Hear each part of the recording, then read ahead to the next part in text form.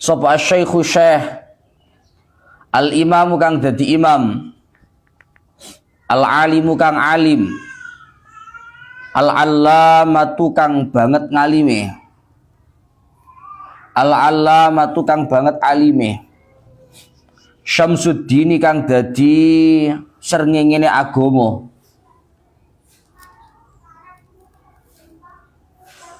Abu Abdillahi nyatane bapake Abdullah, Muhammad bin Qasimin nyatane Muhammad bin Qasim, Asy-Syafi'i kang bangsa Imam Syafi'i, taghammadahu muga-muga meratani ing syekh sapa Allahu Allah birahmatihi kelawan rahmati Allah birahmatihi kelawan rahmati Allah waridwanihi lan ridwani Allah. Amina. Alhamdulillahi tabarrukan bi Fatihatil Kitabi. Alhamdu utawi kabeh puji iku lillahi tetep kagungane Allah. Tabarrukan krana ngalap barokah sapa ingsun musannif, tabarrukan krana ngalap barokah sapa ingsun musannif bi Fatihatil Kitabi kelawan pembukaane Al-Qur'an.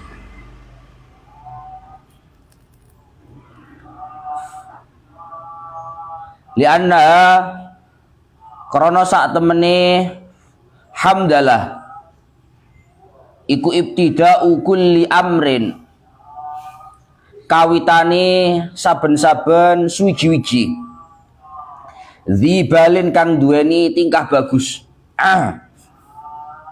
dzibalin kang duweni tingkah bagus wa khatimatu kulli du'ain lan pungkasane saben-saben donga wa khatimatu kulli du'ain lan pungkasane saben-saben donga mujabin kang den ijabah apa doa, mujabin kang den ijabah apa doa, wa akhiru da'wal mu'minina lan akhire dungane pira-pira wong kang iman fil jannati ing dalem swarga, fil jannati ing dalem swarga dari sawabi nyatane pedesan panggonane ganjaran, nyatane pedesan panggonane ganjaran. Ahmaduhu an waffaqa man arada min ibadihi littafaqquhi fid dini ala wifqi muradi. Ahmaduhu muji sapa ingsun ing Allah, ahmaduhu muji sapa ingsun ing Allah an waffaqa krana yen to paring taufik sapa Allah, utawa ane dimaknani masdariyah ya langsung kenek krana oleh paring taufik Allah, paring taufik man ing wong arada kang ngarepake sapa Allah ing man, arada kang ngarepake sapa Allah ing man min ibadi saking pira-pira kaulane Allah littafaqquhi maring bibinau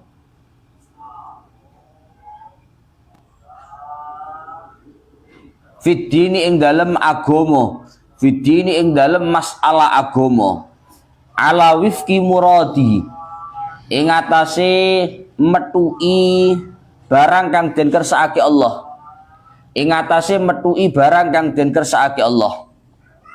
Wa usolli lan nyuwunake tambahi rahmat ta'zim ingsun, wa usolli lan nyuwunake tambahi rahmat ta'zim ingsun, wa usallimu lan nyuwunake tambahi keselamatan sapa ingsun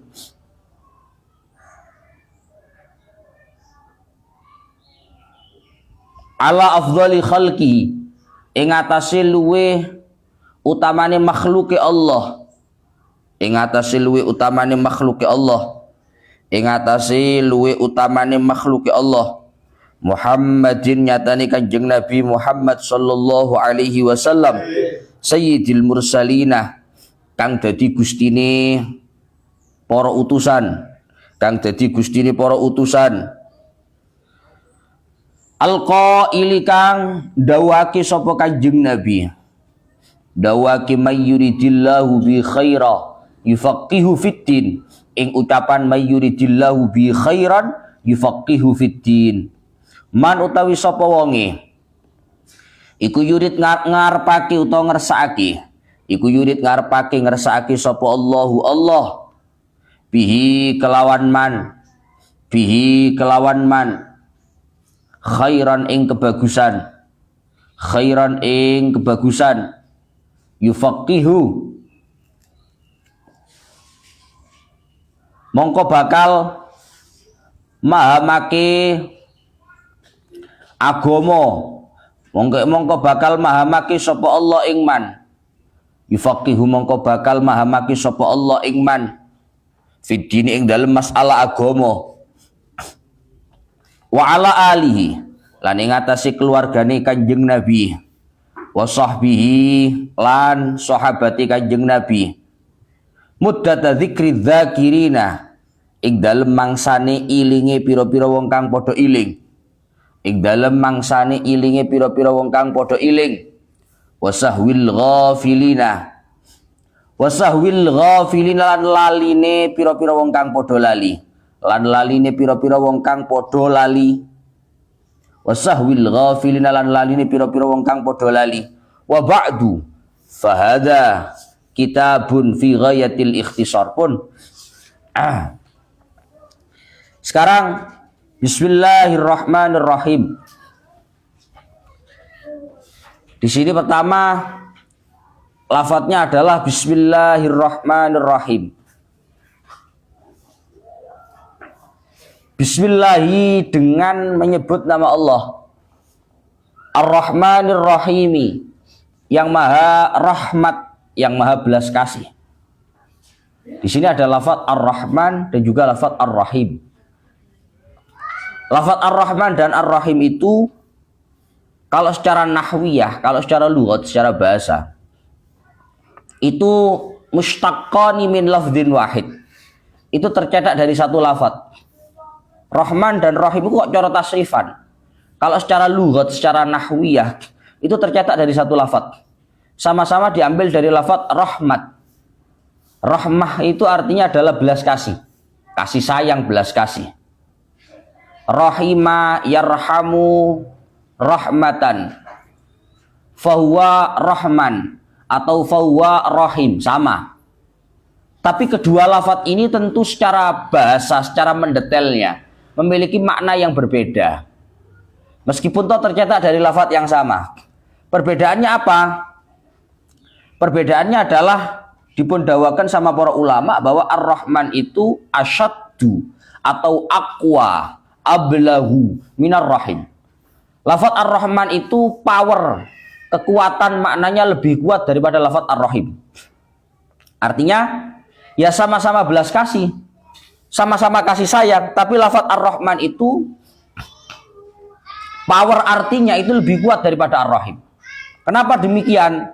Li'anna ziyadatal bina, lafadz aslinya ngono. Li'anna ziyadatal mabna tadullu ala ziyadatil makna. Karena semakin lafadz itu banyak, semakin hal itu banyak, maka akan menunjukkan bahwa makna yang terkandung akan semakin besar. Maka kalau kita lihat, Rahman itu mengikuti wazan fa'lan. Fa'lan. Kalau Rahim itu mengikuti wazan rahimun. Ayo saya coba dihitung. Fa'lanu. Itu berapa huruf? Fa, ain, lam, alif, nun. Berapa huruf? 5 huruf. Rahman itu 5 huruf. Ra, ha, mem, alif, nun. 5 huruf. Tapi kalau lafadz Rahim mengikuti wazan fa'il. Fa, ain, ya, lam 4, ro, ha, ya, mim, rohim 4. Maka secara kondisi tentu lafadz yang hurufnya tersusun dari 5 huruf itu maknanya lebih kuat daripada yang 4 huruf.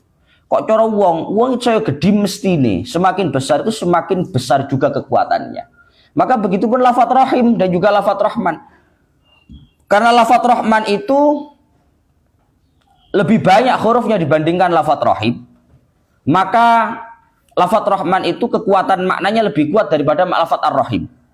Makanya biasa ya Pak, sebagai bentuk pembeda, biasanya kiai-kiai pondok itu lek maknani Ar-Rahman itu kang maha welas ase ing dalem dunya lan akhirat. Lafadz Ar-Rahman itu adalah belas kasih Allah di dunia dan akhirat. Itu Ar-Rahman. Tapi kalau Ar-Rahim itu belas kasih Allah di dunia saja atau akhirat saja.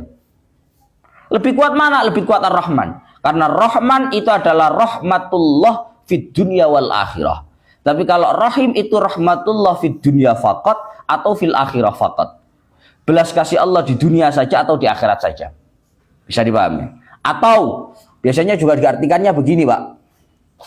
Rahman itu belas kasih Allah baik untuk lil mu'min wal kafir.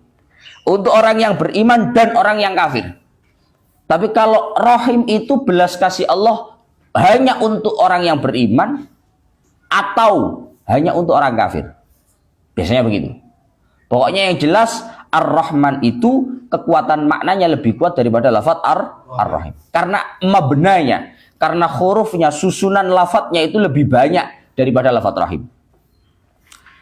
Sekarang kalau kita mau artikan Bismillahirrahmanirrahim dengan menyebut nama Allah yang Rahman dan Rahim.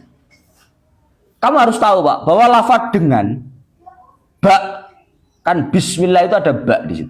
Dengan itu kalau secara nahwu, secara bahasa, secara lughat itu adalah kata yang pasti ada hubungannya, pasti ada ta'alluqnya, memiliki ta'alluq. Maksudnya gini loh Pak, gak mungkin orang itu tiba-tiba ngomong dengan, pasti ada awalannya.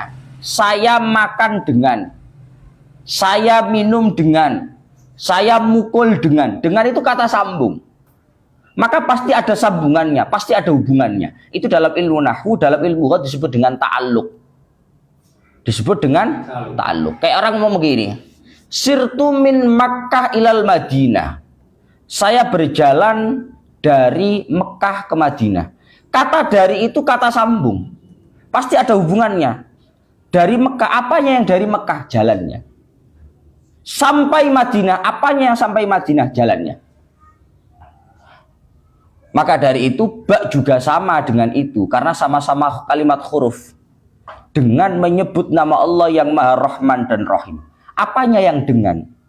Maka kata dengan ini berta'alluq, berhubungan dengan perilaku apapun yang sedang dilakukan oleh pengucapnya.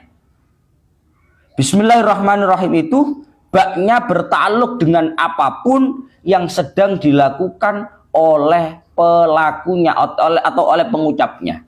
Kalau kita ngaji berarti artinya Bismillahirrahmanirrahim itu ya kita ngaji dimulai dengan Bismillahirrahmanirrahim. Dimulai dengan asmanya Allah Subhanahu wa taala. Kalau kita makan berarti kita makan dimulai dengan nama Allah. Kalau kita minum dengan menyebut nama Allah. Tergantung perilakunya. Paham ya? Itu.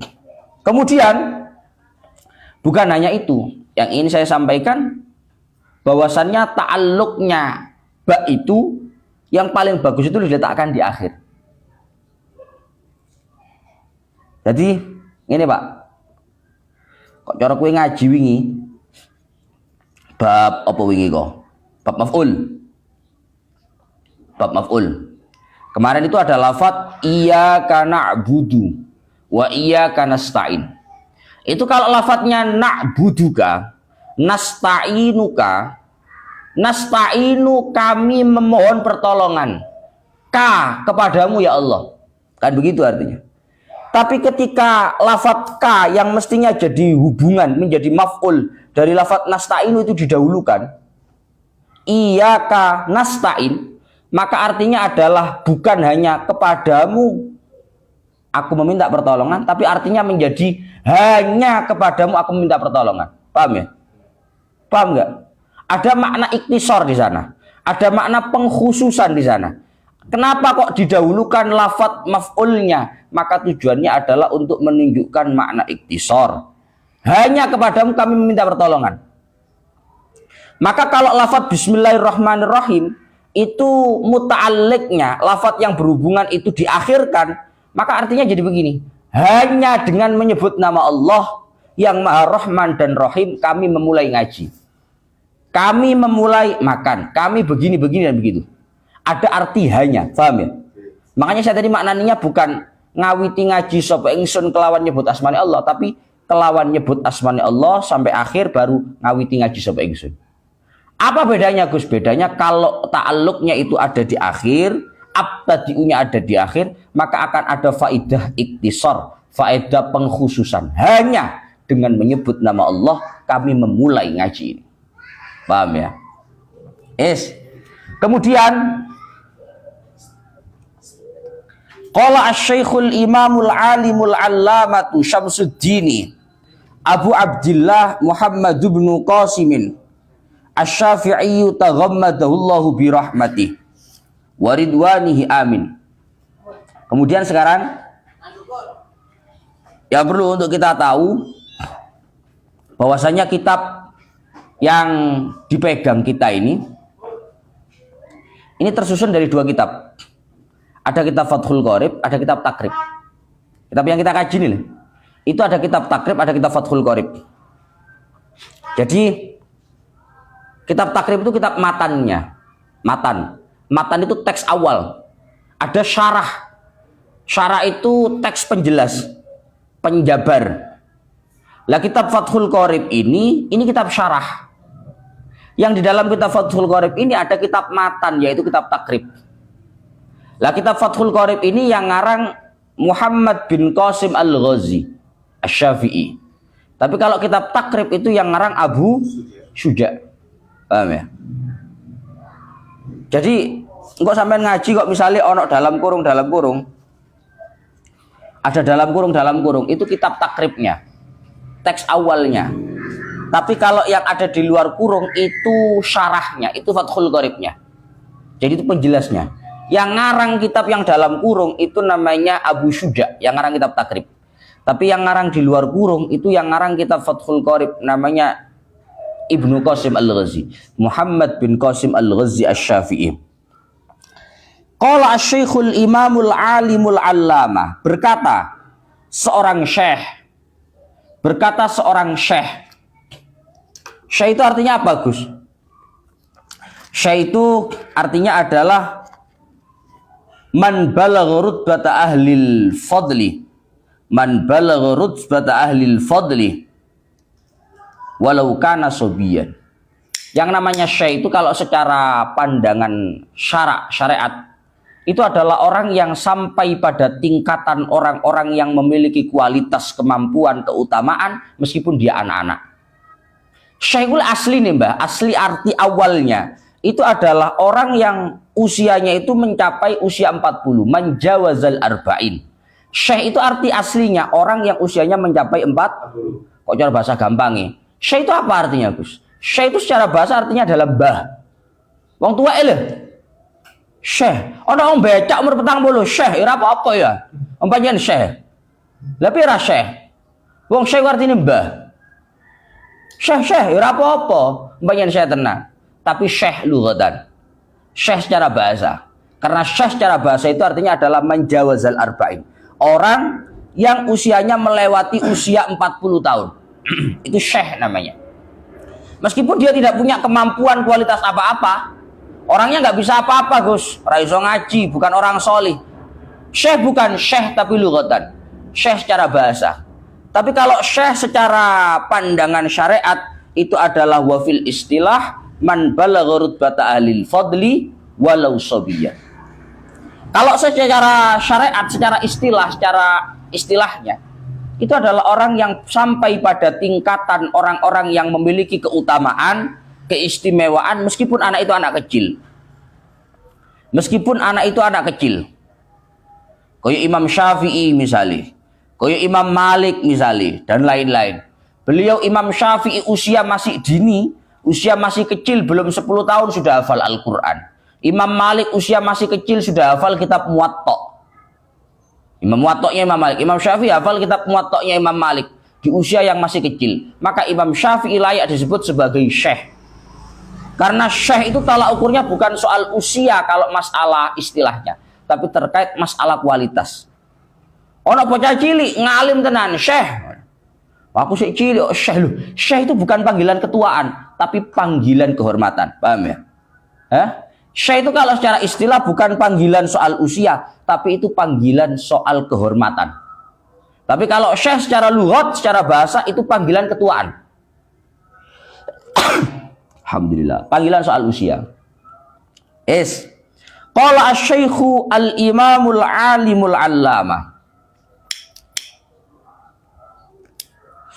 Berkata seorang syekh yang alim, yang menjadi imam yang alim, al-allamah, bukan hanya alim tapi allamah. Alim sama allamah itu sama, Pak. Diambil dari satu kata, dari alima ya'lamu, artinya tahu, faham, berilmu. Cuman karena lafadz allamah itu sighat mubalaghah. Sighat mubalaghah itu lafadz yang menunjukkan arti yang betul-betul kuat. Kok cara wong Surabaya, pinter, ayo allamah. Lek alim ku pinter. Lek allamah ku pinter. Wong Surabaya kan lek ngomong ya. Lek bahasa Indonesia yo pinter dan sangat pinter gitu aja. Lek jare wong Kediri, pinter ya ram ngene jare wong Kediri. Iku allamah. Allamah itu sighat mubalaghah. Jadi orang itu kalau sudah punya gelar allamah berarti alim betul dia. Allamah, bukan hanya alim tapi allamah. Kowe ana wong kok ngalim tenan mbok celuk. Wong alim, ora wong alim itu jan Pak kelas. Wong allamah. Alim kecek-kecek ya. Allamah, allamah itu sighat mubalaghah. Sighat mubalaghah. Syamsuddini. Syamsuddini yang menjadi mataharinya agama. Syamsuddin itu di dalam nama beliau itu merupakan nama laqab. Jadi Pak, kalau di dalam bahasa itu ada 3 nama. Ada alam, ada laqab, ada kunyah. Wa ma bidhammin au bimadhin musyiru. Falaqabun mangapae. Yang dinamakan laqab itu nama-nama yang di dalamnya itu ada unsur memuji atau menghina. Wahai santri idola. Santri idola itu namanya laqab. Syamsuddin, wahai mataharinya agama, itu namanya laqab. Karena mengandung unsur pujian. Sampah masyarakat, itu namanya laqab. Karena itu mengandung unsur hinaan. Pokoknya kalau sebutan-sebutan yang di situ unsurnya adalah menghina atau memuji, maka itu disebut dengan laqab. Tapi kalau alam itu nama asli. Nama kamu siapa Abu Sonep? Nama kamu siapa Gilang? Nama kamu siapa Faruk? Itu nama asli. Laqab itu bukan seperti itu. Laqab itu nama yang mengandung unsur pujian atau hinaan. Abu Abdillah. Beliau adalah bapaknya Abdullah. Ini namanya kunyah. Kunyah itu nama yang disandarkan kepada bapak, kepada ibu, kepada anak. Itu namanya kunyah. Saya anaknya Fakor, itu namanya kunyah. Jadi kok cara uang ngomong Ibnu Majid, kayak Sonep misalnya, kita apa dijeneng Ibnu Majid. Ibnu Majid itu kan artinya anaknya Majid. Namanya adalah nama kunyah. Anaknya Majid, ini kunyah namanya. Maka Abu Abdillah itu adalah nama beliau. Muhammad bin Qasim Asy-Syafi'i. Beliau nama aslinya, alam beliau itu adalah Muhammad bin Qasim Asy-Syafi'i. Beliau itu bermadzhabkan Imam Syafi'i. Taghammadahullahu bi rahmatihi wa ridwanihi amin.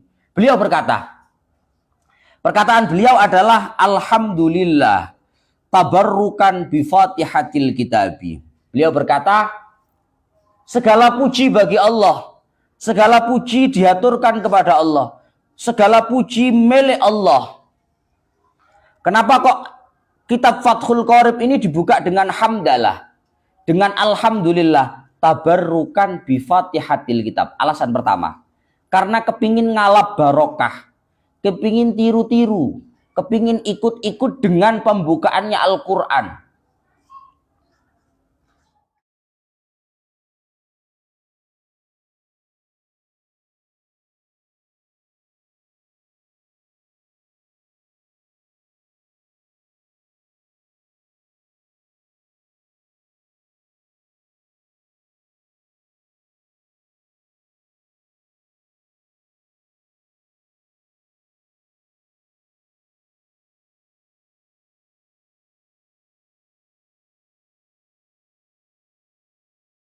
Maka kitab Fathul Qorib ini meniru, menyamakan dengan kitab Al-Quran.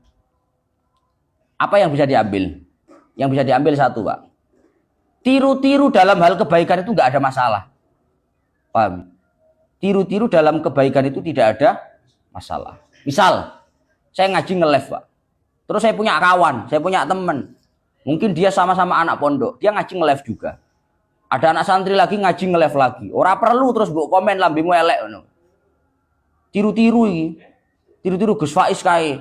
Bensin delok akeh ora enek. Tiru-tiru dalam kebaikan itu enggak ada masalah. No problem. Toh juga kitab-kitab kita dibuka dengan hamdalah, dengan alhamdulillah. Itu semuanya tiru-tiru Al-Qur'an. Meniru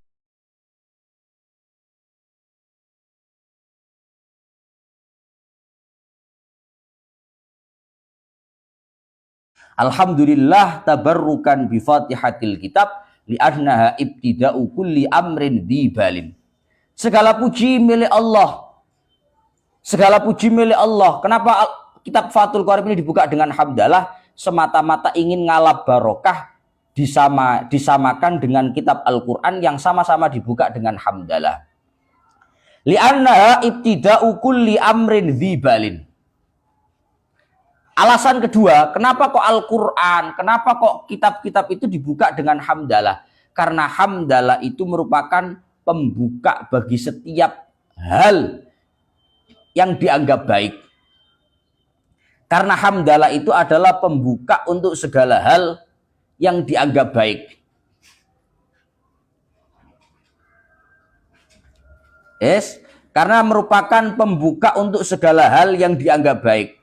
Justru kalau sesuatu itu baik tapi tidak diawali dengan menggunakan hamdalah, maka fahuwa abtar au ajdam au aqta. Maka itu seperti orang yang nggak ada tangannya, nggak sempurna, nggak genap, nggak baik. Tapi Gus, bukannya pembuka itu yang paling baik itu pakai bismillah, Gus? Iya. Pembuka itu hadisnya ada dua. Ada yang bismillah, ada yang hamdalah. Lah terus yang benar yang mana? Sama-sama benar. Lah terus kalau sama-sama benar berarti lebih dulu bismillah apa lebih dulu hamdalah? Maka lebih dulu bismillah. Berarti hamdalahnya nggak awal, paham maksud saya ya? Kalau bismillahnya yang jadi pembuka berarti hamdalahnya nggak jadi pembuka, paham ya? Paham ya? Paham nggak? Maka di dalamnya dikatakan di dalam kitab Fathul Qorib, di dalam kitab Bajurinya itu, lakinil murad al-iftitah al-idafi fala yunafi annallaha iftataha kitabahu bil basmalah lakin iftitahan hakikian wa in hasala bil idafiyu aidan lakinnahu hasilun ghairu maksud. Sebenarnya Al-Quran itu dibuka dengan Fatihah, dibuka dengan hamdalah atau dibuka dengan basmalah. Maka jawabannya dibuka dengan basmalah secara hakiki, tapi dibuka dengan hamdalah secara idhafi. Artinya permulaan yang tidak didahului oleh apapun itu namanya permulaan yang hakiki. Maka Al-Quran itu diawali secara hakikat dengan menggunakan basmalah. Itu iftitah hakiki. Tapi Al-Quran itu juga diawali secara idhafi, diawali menggunakan hamdalah. Maka kitab-kitab juga seperti itu.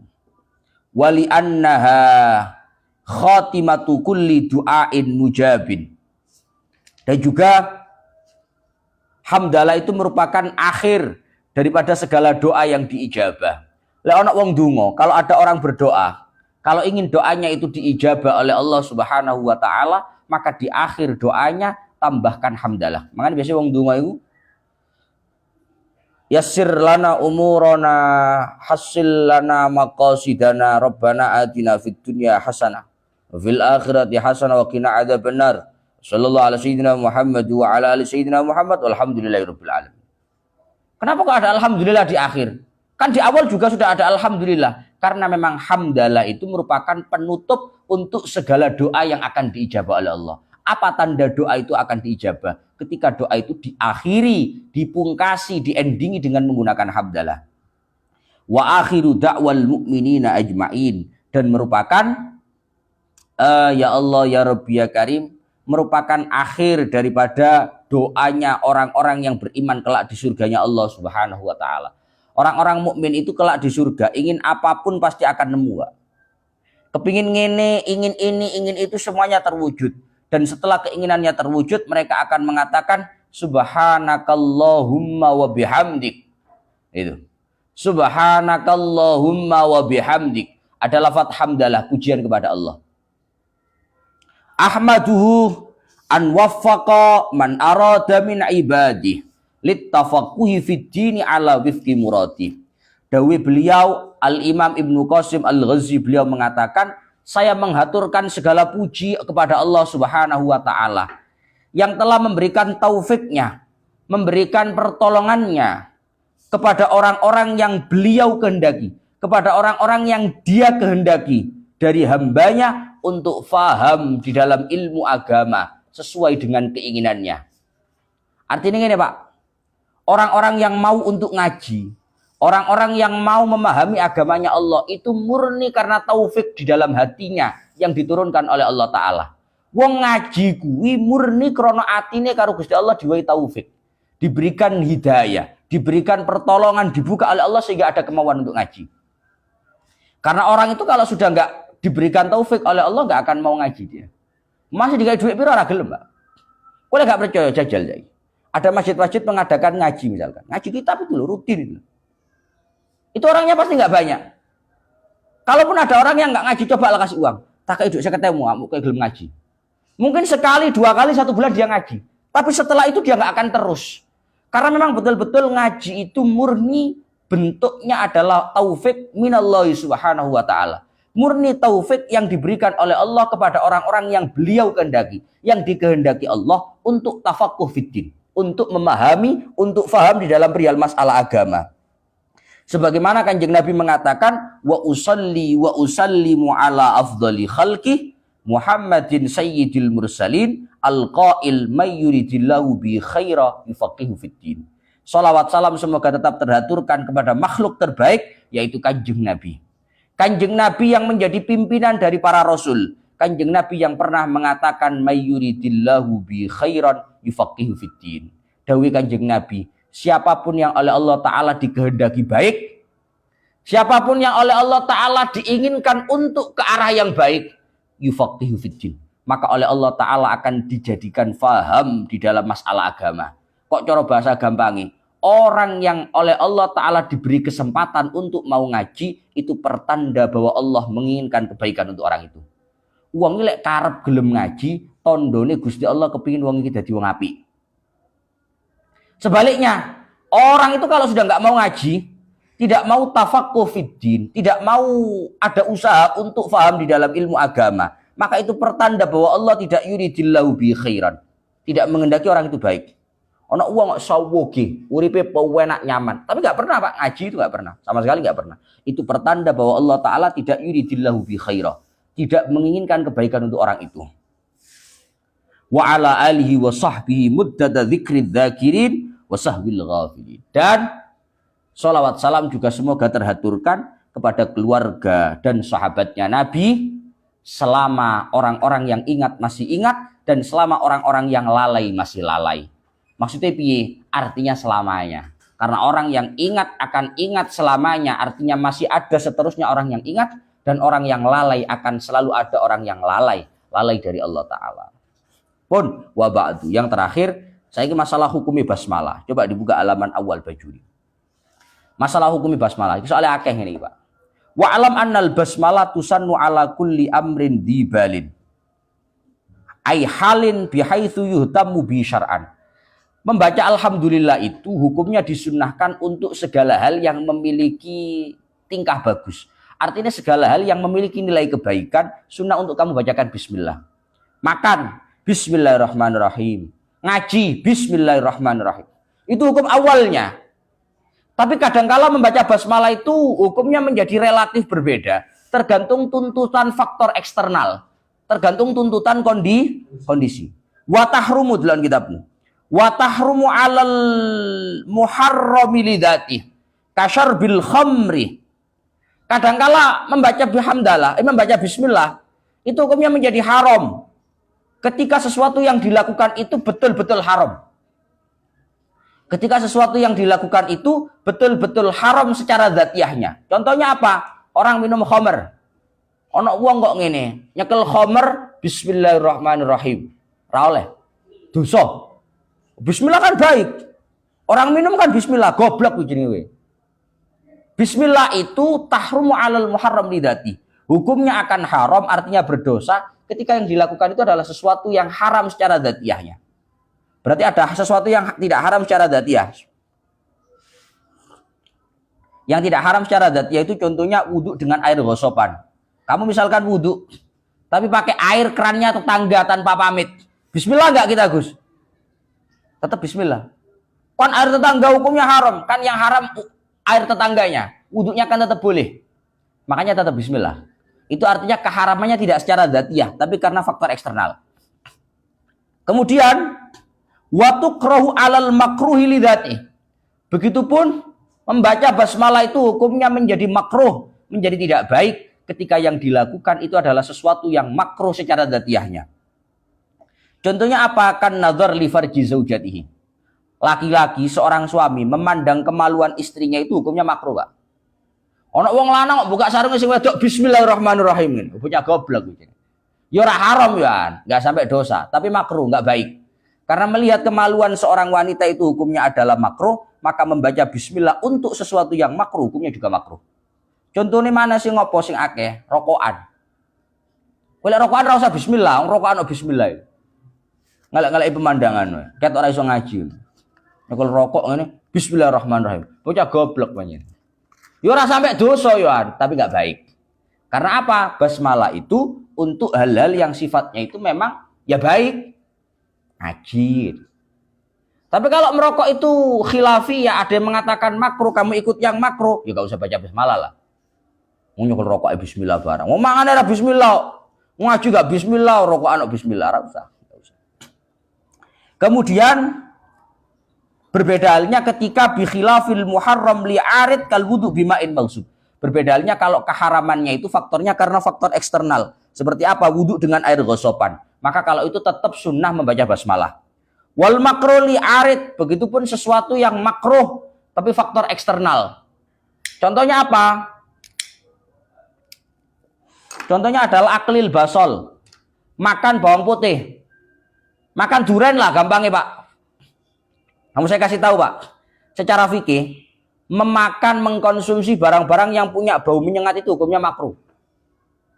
Hukumnya makruh. Tapi makruhnya itu bukan makruh makannya, makruh itu karena ada bau, paham ya? Ini namanya makruh li'arid. Makruh karena faktor eksternal, bukan karena dzatiyahnya makan, tapi karena faktor eksternal, yaitu ada bau. Maka kalau kamu makan durian, jangan bismillah. Ya ora dosa, tapi makruh. Makan basol, makan bawang putih, bismillahirrahmanirrahim. Enggak. Makruh. Paham ya? Enggak sih, enggak gitu. Wal makruh li'arid fatusannu alaihima. Justru kalau untuk hal-hal yang dimakruhkan karena faktor eksternal, kita tetap disunahkan untuk membaca basmalah. Kita tetap disunahkan untuk membaca basmalah. Makan bawang putih, bismillahirrahmanirrahim. Tapi kan makan bawang putih makruh, Gus. Iya, makruhnya itu faktor eksternal. Sehingga tetap disunahkan untuk baca basmalah. Pun, kemudian wabaqiyat al-ibahah wakila innaha tubahu fil mubahat allati la syarafa fiha. Kadang juga bismillah itu hukumnya menjadi mubah. Ketika urusannya perkaranya itu urusan perkara yang mubah. Jadi urusan halal yang dimubahkan secara syariat. Contoh, memindah barang, bismillahirrahmanirrahim. Ngangkat tas, bismillahirrahmanirrahim. Gak apa-apa. Karena itu mubah kan? Maka dibacakan basmalah juga mubah. Pun wa ba'du hadza kitabun sakmenten lanjut besok ila akhirul alam bisawab. Alhamdulillahirabbil alamin. Hah? Selama ngajine tutuk apa Pak Saidi? Kayak ngaji ta mangke? Iya. Oke, mboten ngomong tapi. Iki ngomong Mas Pe. Oh, nggih. Pundi kitabnya? Kitab pundi? Ini kita pelajari di situ sendiri.